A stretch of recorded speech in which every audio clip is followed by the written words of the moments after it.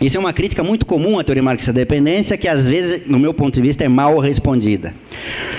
O ponto aqui, do meu ponto de vista, é a articulação entre essas 5 coisas.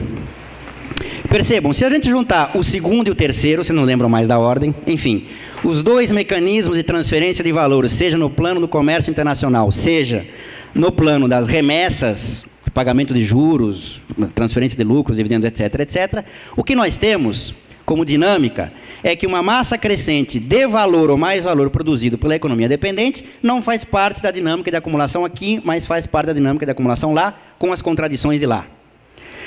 Daí vem a crítica rasteira e comum, é que as duas coisas são quase sinônimas, né?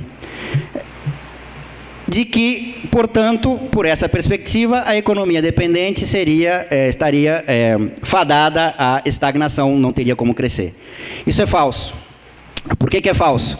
Porque existe uma possibilidade de desenvolvimento capitalista na economia dependente, justamente porque a economia dependente pode, entre aspas, compensar, palavra ruim, essa transferência de valor, aumentando a exploração da força de trabalho. Por isso, a superexploração da força de trabalho é central para entender a lógica, a dinâmica de uma economia, de uma sociedade capitalista dependente. Então, percebam, qual é a articulação? As condições estruturais da transferência de valor colocam para o capitalismo dependente a necessidade da superexploração da força de trabalho, e notem o que eu falei no início. Como se trata de economias dependentes, em média, tem setores que não, mas em média, essas economias têm uma produtividade menor do que a média da economia mundial ou dos países centrais, o que significa que isso determina mecanismo de transferência de valor. Portanto, ela é obrigada a aumentar a exploração do trabalho para produzir uma massa de mais valor crescente, para que, ainda que uma parte seja apropriada, acumulada lá fora, fique algo aqui e dê uma dinâmica interna. E aí as consequências de concentração de renda e riqueza e problemas sociais são, desculpem a redundância, consequências. Mas aqui, esses são os determinantes estruturais, se vocês quiserem. Mas tem uns componentes conjunturais que me parecem fundamentais para entender a historicidade. Quais são?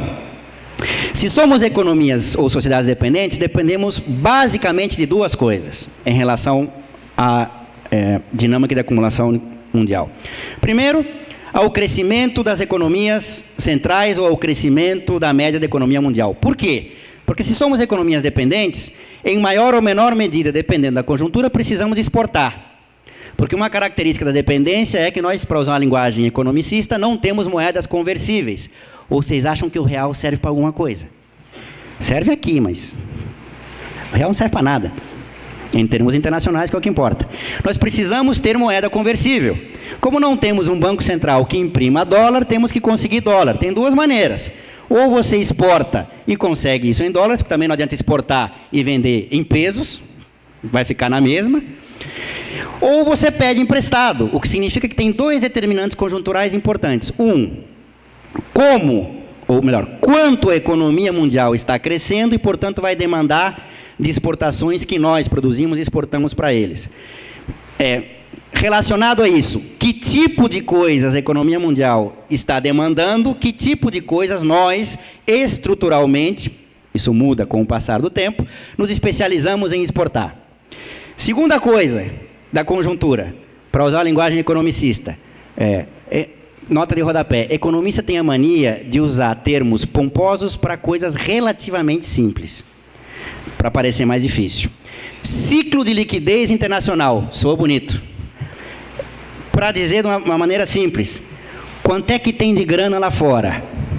Está sobrando? Se está sobrando lá fora, sobra algo para a gente. E se sobra algo para a gente, tendencialmente, a um preço menor. E o preço é a taxa de juros. Ou seja, como é que está o mercado de crédito internacional? Percebam, se a economia mundial cresce pouco, hoje em dia, e temos um problema no mercado de crédito internacional por razões do próprio ciclo de crédito, nós temos que a situação conjuntural, é o que estamos vendo hoje, está agravando os condicionantes estruturais da dependência. Se dermos sorte e a economia mundial estiver crescendo bastante e importando coisas que nós exportamos e, ao mesmo tempo, tiver sobrando dinheiro que a gente possa fechar nossas contas externas a um preço razoável, nós temos um alívio na condição conjuntural, mas isso não resolve os problemas, os condicionantes estruturais da dependência. Essa segunda coisa foi o Lula. Quando me pedem para explicar o que foi o Lula, eu resumo numa palavra: sorte. Não tenho... Eu sou extremamente rigoroso com essa categoria. Sorte.